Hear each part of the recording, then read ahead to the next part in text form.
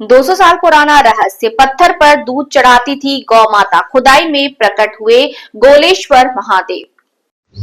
भितरवार करैया की पहाड़ी पर विराजमान प्राचीन श्री गोलेश्वर महादेव मंदिर आज भी श्रद्धालुओं की आस्था का प्रमुख केंद्र है। स्थानीय मान्यता है कि करीब 200 वर्ष पहले एक गौ माता रोज एक पत्थर पर दूध अर्पित करती थी।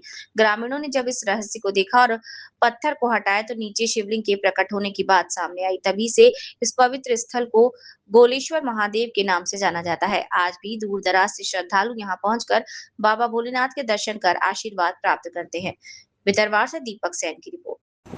बेटा यहाँ एक गोलेश्वर का चमत्कार है, इसकी तो कोई महिमा का कोई अंत ही नहीं है कि कैसे इसका चमत्कार है। पर ये है कि भोले बाबा यहाँ साक्षात विराजमान है और बहुत भक्तों पे कृपा होती है। और जितने भी भक्त यहाँ आए हैं सब खुश बहाल होकर आए हैं, वहाँ से रोते हुए आए हैं लेकिन यहाँ से हंसते हुए गए हैं। बेटा गोलेश्वर भगवान का क्या इतिहास रहा है, किस तरह ये जो नया प्राचीन इतना बड़ा मंदिर बन चुका है, वो कैसे क्या इतिहास, मंदिर का निर्माण कैसे हुआ?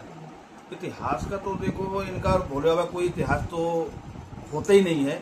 इनका ना तो अंत है ना शुरुआत है, ये अनादिकाल से चले आ रहे हैं। अब गोलेश्वर महादेव का तो बता रहे हैं कि कई हजारों वर्ष पुरानी स्थान है, यहाँ का बहुत प्राचीन स्थान है और धुमेश्वर से भी कई हजार पुराना स्थान बताया जा रहा है। यहाँ क्षेत्रवासी ग्रामवासी बताते हैं।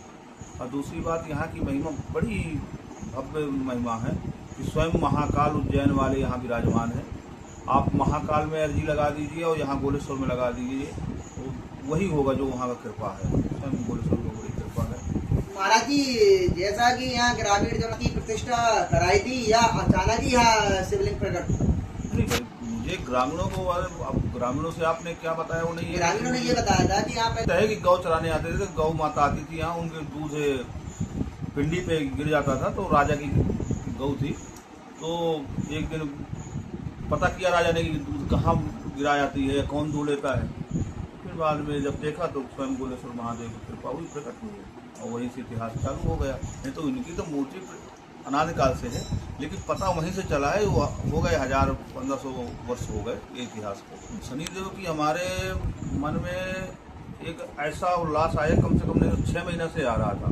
अब मुझे यहाँ रात्रि में हर हफ्ता में ऐसा नहीं होता था कि 2 या 3 बार नहीं दिखते हो कि यहाँ शनिदेव की मूर्ति है।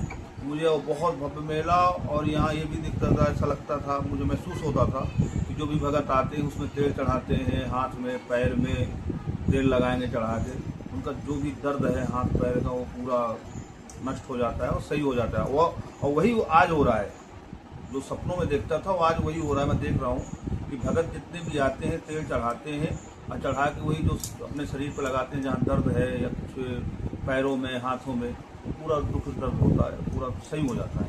प्रत्यक्ष हो रहा है, आप देख सकते हैं, आजमा के भी देख सकते हैं।